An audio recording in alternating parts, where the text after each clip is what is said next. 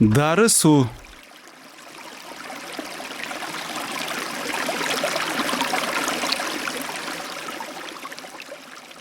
Жылт-жулт эткен көк кашка булак күнгө чагылыша түштү.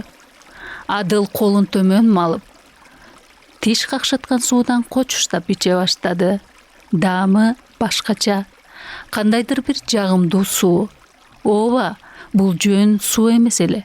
Муну байкаган Адыл кетеринде айылга куру кол барбайын деп идишине ушул өзгөчө суудан куюп алды. Адылдын байбичеси ошол кезде ашказаны ооруп, ичкен тамагын сиңире албай кыйналып жүргөн эле. Ал ушул суудан ичип бат эле сакайып кетти. Кийинчерээк бул сууну бүт айыл иче турган болду. Ал бара-бара Дары суу деген атка конду. Ал Дары сууга башка кыштактан дагы кишилер келип, үйлөрүнө ташый башташты. Акырындап анын кабары узун элдин учуна, кыска элдин кыйырына тарай берди. Ал эми суу тууралуу маалымат республиканын борборуна 2 жылдан кийин жетти.